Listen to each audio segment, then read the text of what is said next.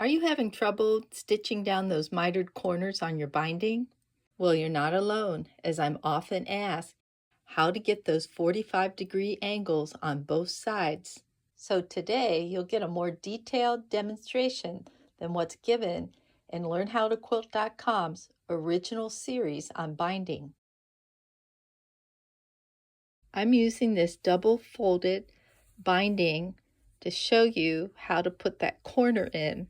When you sew the binding on, you want to stop a seam allowance from the edge here, and then you'll take your binding and fold it back like so. I'll line this up here on my cutting board to show you how you want this binding to be in line with your quilted piece. And then you'll take that binding and flip it forward like so. This should be even here, and this should be even up there. Then you start sewing. This is what that'll look like after it's been sewn. If you'd like more detailed instruction on adding this binding, we have a series of videos at our website, and I've left the links below. I like to use these clips here when getting this ready for stitching. You can buy these clips at most fabric shops or online from Amazon. I'll leave a link below for that also. So you come around and you're getting into this corner here. And let's see, I'll put another one here. Then I'll come over here. I'll put a clip about there because I think that sort of helps to take some of the pressure or the pull off of this binding when I'm trying to turn this corner. So let's look on this side. What does that corner look like?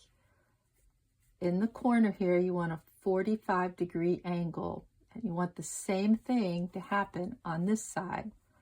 So first thing I do is I fold it like this just to see what that's going to look like. Well, that looks pretty good on this side, but on this side, it doesn't look right. So sometimes I get lucky and it looks right the first time, but most of the time I have to redo it. This is my angle of the miter right here. I'm going to twist that around till it ends up matching right there. And if I go like this, let me put a pin there, or let me put a clip there and show you what happens. And this is going to buckle up. So it looks like I need to adjust this angle here. And let's see if I'm just sort of pulling this down a little here. So let me take that and put it back up here. And that's looking pretty good. So I'll pin that. And I'll show you what I want. I want this to come straight down. I want this angle to meet right about there, which it does. Might be off just a little, but when I get in there to sew, I'll fix it. And now I'm ready to clip that in place. But normally I'd go around and put more of these clips in, but for right now I just want to stitch this in place to show you what that entails. So I like to hide my knot in that quilt. And now I'm ready to start stitching. When I take this clip out, sometimes it puts a little bit more pressure over here. So I'm going to just move it over for now until I stitch a little bit further along here. Okay, take that out. I'm coming into the corner here. So I go down and I like to try to come up in both of those pieces of binding. Sometimes that's just a little too hard to do, but if you can do it if you can get it done, that's great. There's a lot of stress at this point here when you turn. So I like to put in 2 to 3 stitches in the same spot before I take this clip out.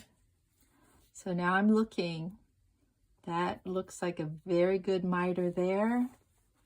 And that looks like a very good miter there.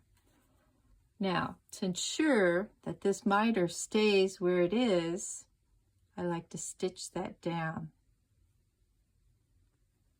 Some people stitch down both sides, but I usually just stitch down one side. So see, I can still fool with this if I want to make this so that that piece comes over just a little bit. I'll push my way out, get down to the end here, and then I continue stitching. Hope this demonstration helps clear up some of the confusion around mitered corners. In the next binding video, you'll get some tips on how to correct a problem corner without having to rip out any seams. Thanks for visiting LearnHowToQuilt.com. Please sign up at our website for updates and free patterns. Thanks.